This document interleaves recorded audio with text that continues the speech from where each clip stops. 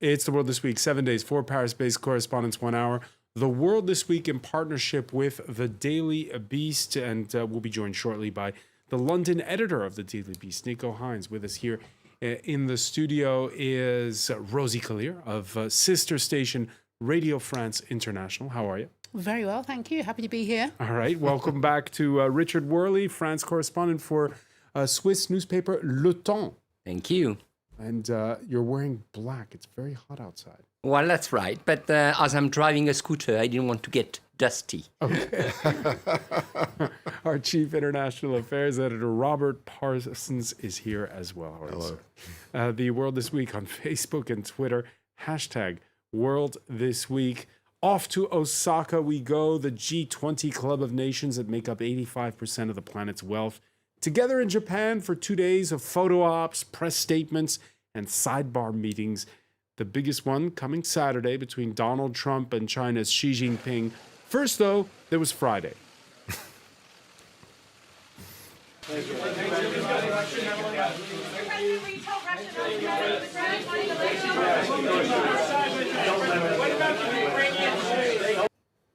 All right, Donald Trump there saying, of course I will tell Vladimir Putin not to meddle in the election. Bit of joking, but your thoughts on the body language, the first meeting between Trump and Putin since Helsinki last year, Robert Parsons? Yeah, and the first one since the Robert Mueller report in Washington, D.C. as well. You know, I'm just wondering how a lot of Americans will take that. I mean, it's pure Donald Trump, obviously, dismissing all attempts to make anything stick to him, refusing to accept that there might be something serious about the idea of Russia interfering in the U.S. election, whether it benefited him There's an element of plausible deniability, isn't there? Because he's saying it in jest, right? He's saying it in jest, but the very fact that he's making a joke about that, I think, at least, the thing about Donald Trump is he's got his core supporters who are never going to change their view about him, whatever he does, as he's fully aware himself. But for ordinary Americans, I would have thought the majority of Americans, it's slightly disturbing that even now, after that report, after all the evidence from all the security agencies in the US saying, yes, 100%, there was Russian interference in that election, and there has been Russian interference since that election, he's still dismissing it in this rather jokey way. Well, I think from now on, in any international event, Donald Trump is campaigning. So whatever joke he's doing, whatever he's saying, he has only one purpose: to impress his core supporters and to impress the voters that he wants to attract. He's not shooting. I do think it's calculated, and even I'm quite amazed by his face. I mean, he looks more and more grim, more and more furious at everybody, more and more angry at everybody. But I think that's a posture. He's doing it on purpose to be seen as the one who defend the interest of America with a lot of power and willingness. His problem, I guess, though, is that he's got to go beyond his core. That's true. Otherwise, there's every chance he's going to lose that election, unless he manages to make that jump, that leap to the people who have their doubts about him. It's going to be difficult. Rosie Collier, your reaction when you see that jokey exchange? Well, again, sticking with the America first and the fact that the election's just around the corner for him, I think for me, the takeaway so far of the G20 or the run-up to the G20 is this meeting he's had with Shinzo Abe, obviously the premier there in Japan, where the meeting's being held, and the fact that he openly acknowledged, in fact, that there are an awful lot of Japanese car makers in America still, which kind of goes against his America First policy, and the fact that actually Shinzo Abe's aides brought along with them a map showing in places like Chicago just how many Japanese factories remain and will remain. And so this is kind of quite contradictory and goes against his America First policy. But he also kind of needs Japan to play off against China. And you see also his meeting yesterday with Narendra Modi of India. I think that's kind of the game he's playing. He's trying to play some of China's sort of traditional rivals off against each other. So I think it's quite interesting games that he's playing. Except that you never know with Donald Trump, because 1 minute he, like with Narendra Modi, for instance, one minute he's been singing just a couple of weeks ago, singing the praises of India. Now, You know, was that tweet before, India's right? piling the tariffs on unfairly on U.S. goods, and something has to be done about it. And India's going to be made to pay the price. And similarly with Japan as well. Although absolutely, Rosie's absolutely right that he was praising the Japanese today for investing in the U.S. economy. Nico Hines, how far do you think the Japanese Prime Minister gets when he tries to school Donald Trump on globalization? I don't think anyone gets anywhere trying to school Donald Trump. He had some quite expensive education way back when, and I don't think he's learnt much since. I'm sort of surprised to hear you guys talking about strategy and he's trying to appeal to this and that. I just think he says the first thing that comes into his head. I think he's over there and people are saying things to him and it's all a bit of a blur in his head and he kind of just comes out with whatever is the first thing that enters his head. I don't think he's being strategic. I think if you looked at what he would, like say in advance versus what he says face to face, I think he's quite cowardly in that way. He very often says something nice to somebody when he's standing next to them. It doesn't mean to say that he's doing that for a strategic reason. It's just a kind of human nature, and he doesn't want to. He's not brave enough to raise an important issue, and he's not brave enough to say what he really thinks to people's faces. All right, so the panel split over whether or not he is calculating already in electoral mode. More broadly, the Group of 20, which, remember, was formed in reaction to the financial crisis back in 2008, the whole planet coming together at the time, at times at this summit in Osaka, appearing to talk at cross purposes. There was a workshop on e-commerce. There, Japan's prime minister and the EU pushing plans to, rewrite the rules because of the rise of digital commerce and to reform the World Trade Organization. In that argument, what critics might describe as an unlikely champion of free trade emerged. We need to encourage the movement of information, technology, and human resources to safeguard the global industry chain, sharing our strength and cooperating to achieve a win-win situation. We should not develop behind a closed door, and we cannot interfere in the market.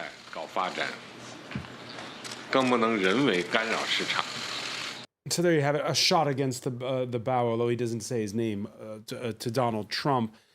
Your thoughts on what you heard from Xi Jinping there, Richard Worley? Well, you've noted that you have a Chinese president saying that we should not interfere with the markets. That's interesting because the American president is saying otherwise. But I think the G20 grouping has a structural problem because it's been formed in London. The first meeting was in London and I was there. It was been formed to protect and to foster international trade and to try to put in place norms and regulation to do, let's say, a more sustainable trade. But now Donald Trump just wants to destroy that. That's his aim. He wants to come back to bilateral agreements. And yet we saw this Friday Jean-Claude Juncker, we saw Shinzo Abe defending this idea of reforming the World Trade Organization, of changing the rules because we're realizing that with e-commerce, the old rules no longer apply. I think that's true. So you have the reality that comes up, the e-commerce, as you said, but you have also a political situation where it's not possible anymore to defend international trade as it is. So the G20 has to find a new way and new rules to work. And I think that's an asset for Trump because he provoked the crisis and he's the one in position to, let's say, reorganize the grouping along different lines.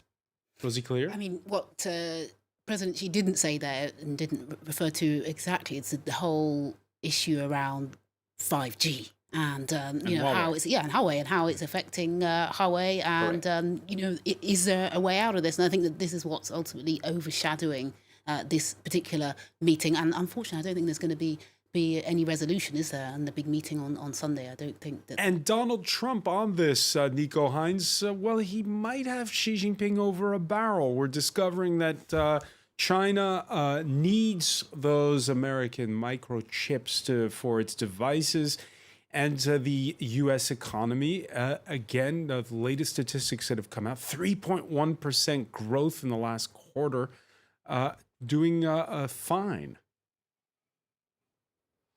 That's right. I mean, what's obvious is that they both need each other, and that's what makes this so fascinating. You know, we've had companies in South Carolina, say, for example, in the US, saying they're going to have to stop manufacturing televisions if new tariffs come in that mean some of the component parts that they get from China are no longer allowed. They're going to move their factories to Mexico. And it's a drip, drip, drip situation, and it'll depend on which individual items fall under tariffs if this trade war does go on. What's interesting is that if you look at the opinion polls in the US, the tariffs with China are very, very unpopular already, even though they don't seem to have had much impact on the economy overall. People basically don't seem to trust Donald Trump when he says that these tariffs will be in their best interests. And obviously there are really basic examples like the soybean farmers who voted for Donald Trump, we think, voted for Donald Trump in large numbers from the US Midwest. And suddenly their biggest market, China, is being kind of sheared away from the US economy. And there's going to be all of these interplay and all of these little economic falls, and people are going to be losing money here, people are going to be losing money there. And overall, it'll be difficult to measure, the kind of overall numbers. But obvious already, even though that these tariffs haven't started to bite, is that the US people who are going to be voting in 2020 already have lost faith in the White House's approach. Startling statistic, Robert Parsons, courtesy of the World Bank. The rise in protectionism is essentially coming from the United States. You can see that graph. The parts that are in light blue are the tariffs that had been implemented in 2018, and most of the ones implemented by other nations were in retaliation to the U.S. I mean, no big surprise, really. And then you have the ones that are being threatened by Trump in red on that graph. Yeah, another 300 billions worth of tariffs being threatened by Trump if a deal isn't reached with China. Yeah, and it was interesting, what we were saying just before, that the United States, ordinary Americans are being hit by this tariff war that's starting. The Chinese are hitting back. They can't hit as many goods as the Americans hit in China, but they can target their tariffs, and that's what they've been doing. They've been putting tariffs in areas where it's going to hurt members of the electorate who are vital to Donald Trump's political interests. But I mean, if I can just sort of spin away a little bit from what we're talking, something very interesting today as well, with President Putin talking about liberalism. And it was interesting, he gave that interview to the Financial Times. Yeah, we're talking about protectionism here as well. You said it was rather strange to hear Xi Jinping talking about globalization and rules-based commerce and so on. It was interesting that Putin should talk about the end of liberalism. He didn't really specify what he meant by that, but I think what he meant was not economic liberalism, which is clearly what Xi Jinping is interested in, to a certain degree Putin as well, but an end to social liberalism of the sort we've seen in Europe and the United States in the last 2-3 decades or so.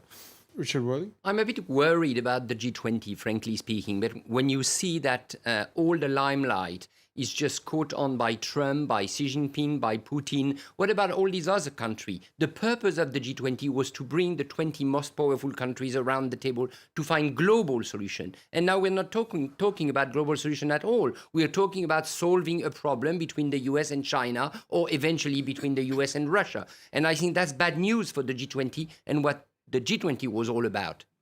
Meanwhile, I mean, the biggest global problem that we face, climate change, also looks like it's not going to be solved at the G20 where it should be. Yeah, exactly. Macron's just come out this week, hasn't he, and said that because they might water down the final communique. That they don't want that to happen of the Paris 2015 Paris Accords, and that is also under threat because of Donald Trump. But also Donald Trump apparently is lobbying countries such as Saudi Arabia, so the big oil producers are also members of the G20. So it's quite, as you say, it's just it's becoming ever ineffective. And Trump's got one eye on his next destination. While he's in Osaka, his special representative for North Korea, Stephen Biegun, has landed in South Korea, paving the way for the U.S. president's weekend visit there, Robert Parsons. there's these rumors that he might go visit the DMZ, the demilitarized zone that borders the two Koreas. Yeah, I mean, there would be no surprise. It's the sort of thing you would almost anticipate from Donald Trump at this stage. He boasts this very special relationship that he has. He gets these beautiful letters from the North Korean leader every month or so. And, if he thinks he can squeeze something out of it that's going to be a benefit to him, that's certainly what he's going to do. Nico Hines, what's your prediction?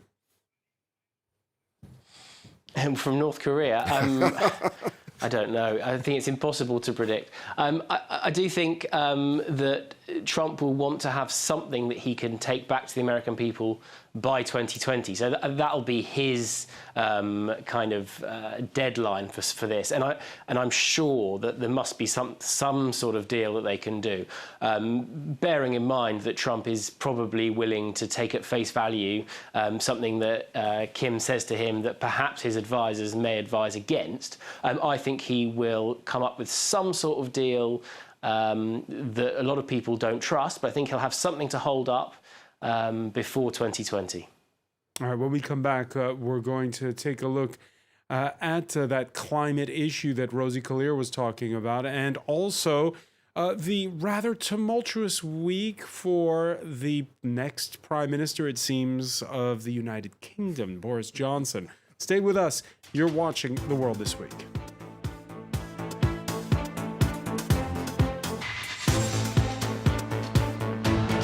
Welcome back, or welcome if you're just joining us. It's The World This Week. The World This Week in partnership with the Daily Beast. Daily Beast London editor Nico Hines is with us. Welcome back. Welcome back as well to Rosie Collier of sister station Radio France International. Richard Worley, the France correspondent for a Swiss daily newspaper Le Temps.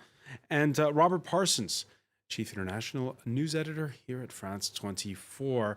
Ever since Barack Obama chose not to hit Syria back in 2013, world leaders have been thinking twice before speaking of red lines. But that's precisely the term that was employed by France's president in Japan, Emmanuel Macron, reacting to a report that the final communique at the G20 might get watered down on climate to placate Donald Trump and make sure he signs it.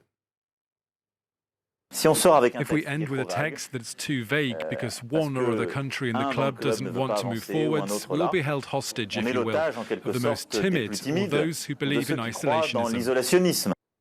And that's a bit of a curtain raiser, you might say, because France, in August, Richard Worley, is going to be hosting the G8 summit in the southwestern resort of Biarritz.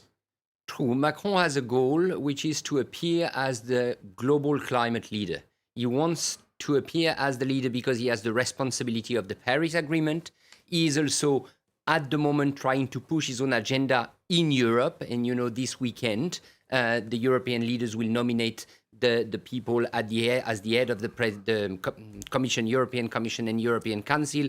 And then he is facing Donald Trump. And that's probably the best argument and the best so-called political weapon he has against Donald Trump, because that's where Donald Trump is fragile, including towards its own public opinion. All right. And some are saying that on the part of Macron, it's a bit of hot air. It is hypocrisy to talk about how to save energy while you're in an air-conditioned room, tweets Kozu. More importantly, here we are, Rosie Collier, this Friday, the hottest day on record ever here in France, 45.9 degrees Celsius in the southern Gare department in Provence. That's 114 Fahrenheit. Incredibly hot, but of course it's not Macron's fault. That's not Macron's fault, but what is his fault is this report that came out this week that said France is failing to meet its own climate targets. And then we must forget, just earlier this year, one of the most dramatic events in French politics was the resignation on air by Macron's former environment minister, Nicolas Hulot, who basically resigned because he felt that the president wasn't doing what he should, according to the Paris Climate Accords. He was being influenced, as what Hulot said, was being influenced by lobbyists, by nuclear lobbyists, and so on and so forth. So it's interesting that Macron seems to present an image on the international stage as a bit of a climate hero, but back here at home, policies aren't so clear. Yeah. Although he is promising to move things forward. And, Edouard Philippe as well, the Prime Minister, has also been talking about accelerating ecological measures over the next few months. Basic things that people have been asking for, like a tax on carbon. But he did try to introduce a petrol tax, remember, earlier this year, and it didn't lead into very good territory. That's what led to the rise of the yellow vests. But, I think Macron's probably recognised a couple of things. It doesn't pay to try to appease Donald Trump. It doesn't work, and it doesn't go down very well with the French electorate. Secondly, he's learned from the recent European elections that the majority of young people between the age of 18 and 34 supported the Greens party. That's an electorate he's really got to appeal to if his own political survival is going to be guaranteed. That's true. And the other thing is that Macron needs a platform where he can gather different type of political parties and movements. He is a centrist. That's what he's trying to do at the European Parliament. So he needs to come with an agenda that different type of political movements or political leaders are okay to agree on. And I think climate change is a really good agenda for that. And we're going to see whether in Brussels, towards the European Union, he managed to be the climate leader that he wants to be. All right. Again, heat waves in France, it's not a news story as such, but the fact that it's happening in June is what's so startling, and that the record is broken in June. Usually it's in August. One viewer, Lori, on the hashtag World This Week, saying we're having crazy temperatures, so much so they delayed the national graduation exam for all middle schools. Nico Heinz, how hot is it in London? Well, I mean, something serious is going on because it's actually quite warm here. People are in the pubs and in the park. It's only about 25 degrees today, but it still feels quite unusual. It's been miserable here for weeks. And Glastonbury, which is traditionally a massive mud fest, it takes place this weekend. And there are warnings that it might get to 35 degrees. And having been to that festival 6 or 7 times in the last sort of 15 years, I've never heard warnings about people getting too hot, potentially at risk in their tents if they don't take precautions, bottles of water being handed out. This is not something we're used to. And, it's difficult to know whether you can tie this into climate change directly, but certainly people are taking notice to the way that the situation is changing. Unfortunately, I think, Macron's attempt to kind of stamp his feet and force the big boys to pay attention to him is going to fall on deaf ears and ultimately probably look quite embarrassing. I don't think Xi or Trump could care less whether Macron signs off on a communique at the end of this summit. Rosie Clear, which is worse at Glastonbury, mud or dust? Well, it's a reason I've never been to Glastonbury, because I've always feared getting horribly muddy. The idea of sleeping in a tent, a mud-filled tent, has never appealed to me. But it looks like this year, if there's time, maybe I should get over there. Precisely a week ago at this time, we were reflecting on why the 160,000 paid-up members of the UK Conservative Party were nearly certain to elect Boris Johnson as their next leader. That was before we learned of police being called to his home because of a loud dispute, and a photo that popped up first in the Tory press, but which appears to have backfired him with his partner in a serene backyard setting. The damage control exercise turning to doubts over whether it was staged or whether it was backdated. The minute you say one thing, you obviously are bringing people, your loved ones, your family, into the public domain in a way that is not fair. Then why the picture today? So when was it taken? It's not a state secret. It just happens to be something that I don't want to get into. Because you won't even tell me when the picture was taken? No, why should I? Because it's not recent. Is it? Your hair in this photograph is not your hair currently, is it? If I may say so, this conversation is now descending into... Well, I'll be the judge of that. Robert Parsons? Well, I'm not going to be the judge, are I? I mean, it's just typical Boris Johnson. It's water off a duck's back, I think, ultimately. The opposition he's got for Tory party leaders not particularly strong. Jeremy Hunt isn't particularly inspiring. Boris Johnson, whatever his other failings, has got a certain amount of charisma. People in the Conservative Party appear to like it, and I think he's going to brush this off, frankly. He looked embarrassed, but, you know, he's got this way of batting things off. You know, it's so typical of that sort of Eton-educated, Oxford-educated group of people in the Tory party. Yeah, for him, it's nothing. It's nothing, Nico Hines? I think the problem for Boris Johnson, I should say, is that it feeds into a stronger narrative that I think people in this country have come to accept, which is that things Boris Johnson says aren't necessarily true.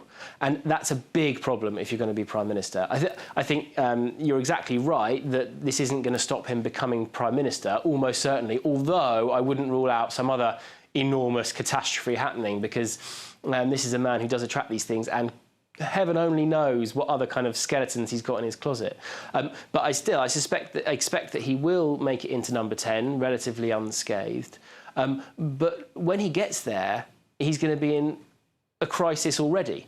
So you'd arrive in a kind of, and you'd have a honeymoon period, and there might be times when he has to maybe even call a snap election.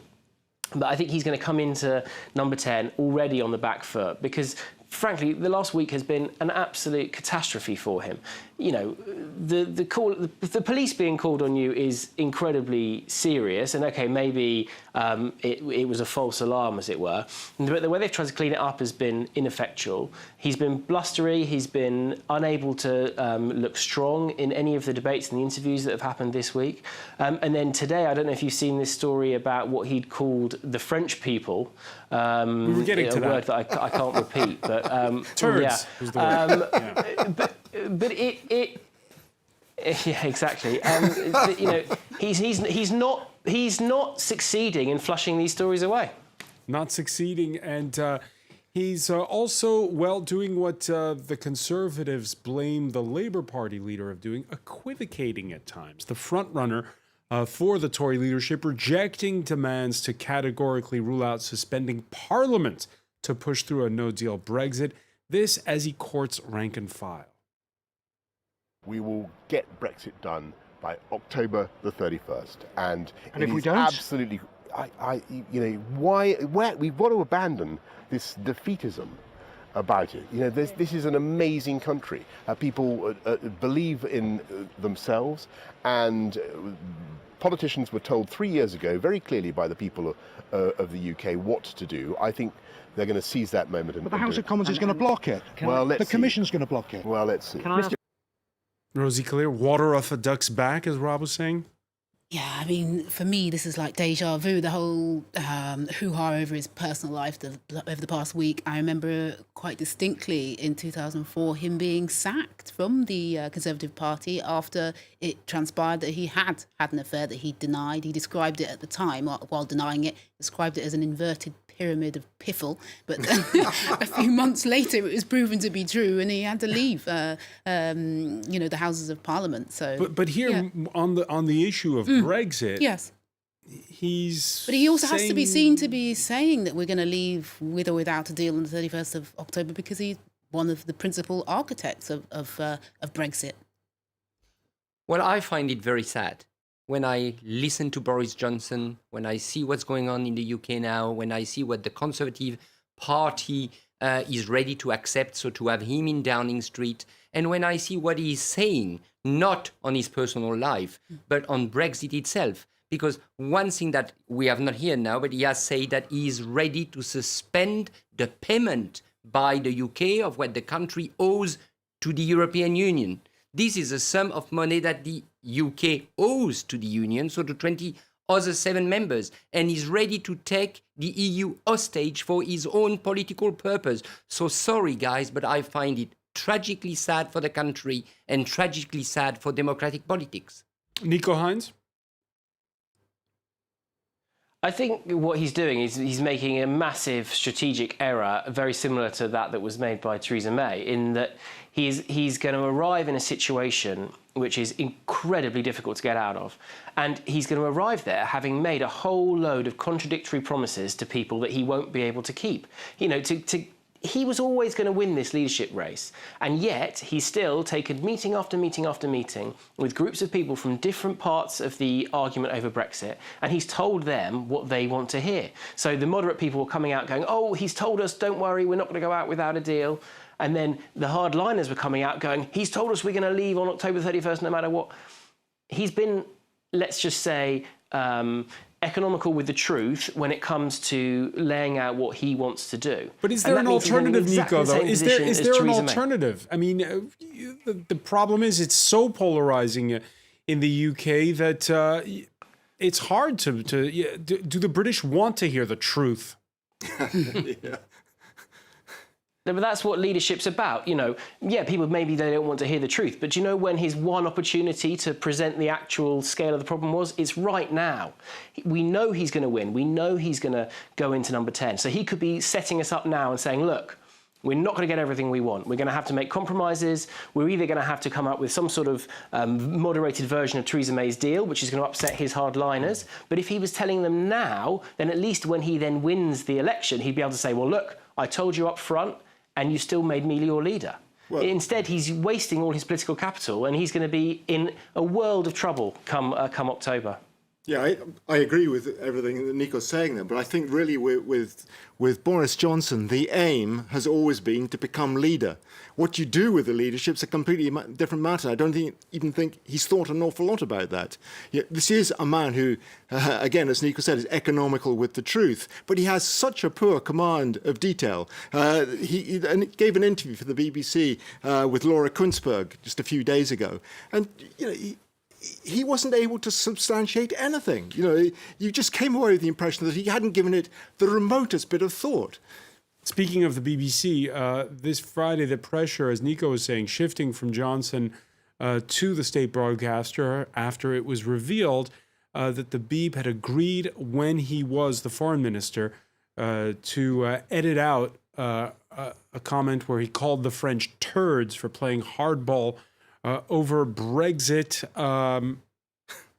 Your reaction to that story? That, if true, is quite poor performance on the part of the BBC. I wouldn't put those words past Boris Johnson. But, I mean, he's been a Eurosceptic for 2 decades almost, since he was the correspondent for the Telegraph in Brussels. He said some quite vicious things at that time. But let's not forget with Boris, he is multilingual. He speaks French very well. So let's see what sorts of appeals he can make once he becomes Prime Minister in both Brussels and perhaps here in Paris. And he has denied the allegation that he said that as well. Right. Mm-hmm.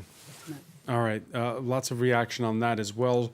This one, no shock that Boris Johnson's insulted the French. Who hasn't he insulted? Well, that's a bit of an insult to Boris there. All the while forgetting to take a closer look at himself. Speaking of bad words, the captain of Women's World Cup defending champions Team USA certainly had a turn of phrase earlier this week.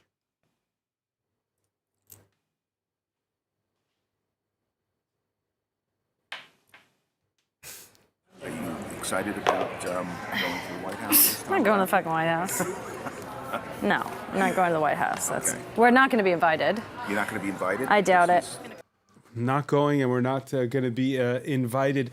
Rosie, let me ask you, if Nigeria had a populist president, right, and the women's team won the World Cup, and the captain said, we're not going to effing Asu Rock, what would be your reaction?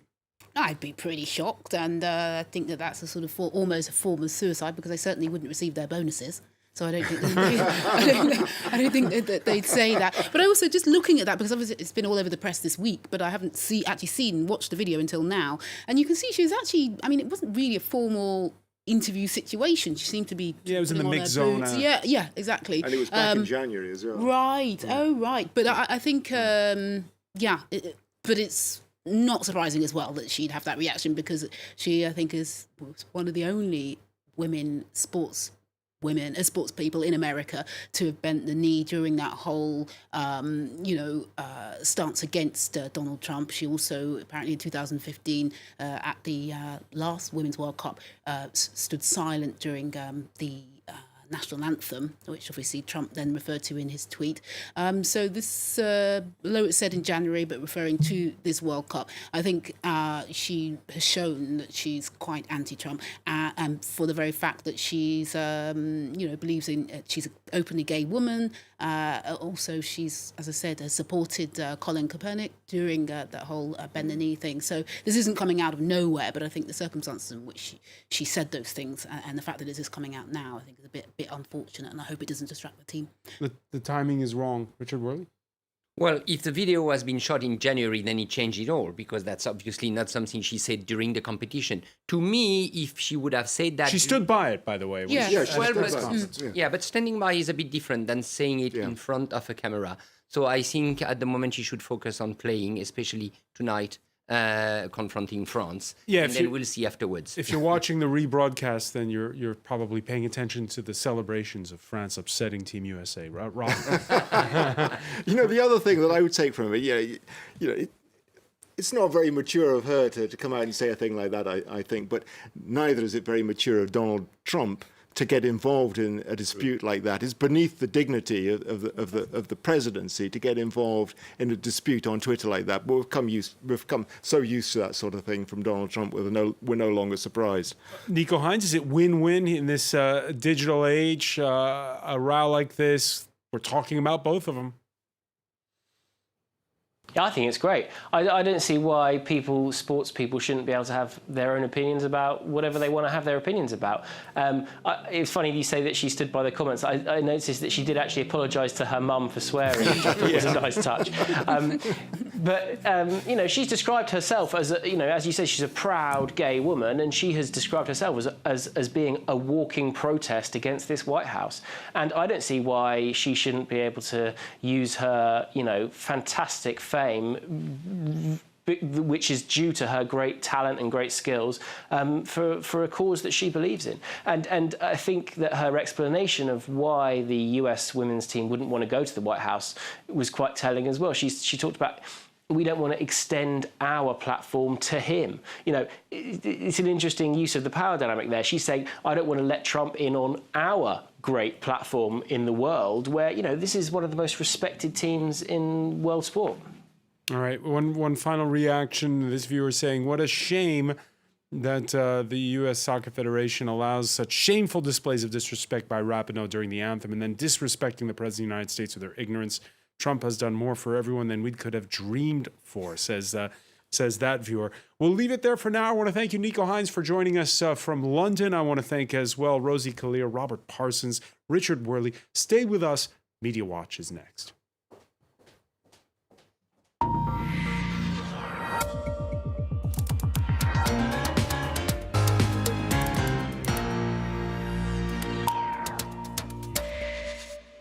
And we say hello to Erin Ogunke. You're taking a look at those Democratic Party debates, and it's kind of hard to sort through it because so many candidates, they needed 2 nights to have the first debate. Exactly. So last night in Miami was round 2 with the 10 candidates that we will hopefully see behind me at some point. There they are, all 10 candidates there. But one candidate did stand out. So we can see on this NBC News telling us that Marianne Williamson was the number one candidate searched on Google after the debate. And if none of you know who she is, that's probably normal, but you will certainly know after last night. So how to explain who she is? She's an author. She's published several New York Times bestsellers. She's kind of a self-help guru, kind of a hippie free spirit type. And this journalist has just taken some of her most emblematic tweets, I guess you could say, to kind of get an idea of what who the persona is. Humanity needs a mental shower. We need to wash off all prejudices of the 20th century and stand naked beneath the waters of eternal truths. So this is just an idea of kind of her vibe, not very political, a little bit more of a guru, if you will. So the moment that people are talking about, if we'll get sound, is her closing statement. I'm going to harness love for political purposes. I will meet you on that field, and sir, love will win. So she's addressing President Trump. Love. She wants to harness love. Harness love. Harness love to beat fear, anger, and hatred that she thinks that Trump is spreading. And so that is what people are really talking about. So the first reaction we have is of the candidates, all looking a little bit flabbergasted the night of the debate in front of her, having a hard time really understanding what she's talking about. But in addition to the candidates themselves, a lot of social media users have been reacting quite intensely to her debate performance. This man is saying he has a hangover from his Marianne Williamson content bender last night, but he can't stop. So it's addictive, and it's true. Sorting through these tweets to have an idea of what really represents her performance is not easy. We have Katy Perry saying that she sounds like Marianne Williamson after a few glasses of red because people say that she speaks with an accent from the 40s. And does she say stuff like, "You're my best friend, man," if you've had a few drinks? No, it's more related to vibes, Okay. crystals, stones, things like that. So just the actual debate itself. So she's the one who was the most searched for because the people wanted to know who she was. How did people think, who won it in terms of winning the debate, if you will? Yeah, so it's kind of unanimous. People are really saying Kamala Harris won.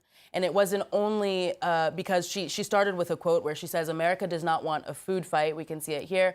They want to know how we are going to put food on the table. And so that got it started, and people really appreciated, apparently, that quote. But what really made the rounds is her interaction with former Vice President Joe Biden, where she kind of criticizes him here for saying positive things, I guess, or saying that it was good to have positive relations with all senators, including segregationists, and also the fact that he was against busing, which was an integration method for schools during segregation.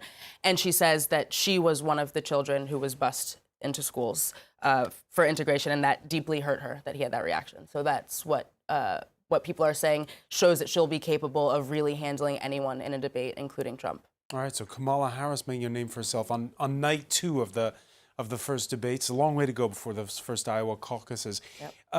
Erin Ogunke, it's the 50th anniversary of another event that happened in the United States. Yes, indeed. So 50 years ago today was the Stonewall riots, which were essentially a series of riots in reaction to U.S. police officers carrying out raids on LGBTQ bars in New York. And it culminated with the raid on the Stonewall Inn. And at the time of the raids, there were no U.S. laws that protected gay people from discrimination. Homosexuality was considered to be a disorder. So, you know, they had a lot of things to fight for. And we say that this incident really set the modern LGBTQ movement in motion. And that's been trending this Friday. Many thanks, Erin Ogunke. I want to thank our panel once again. Thank you for joining us here in The World This Week.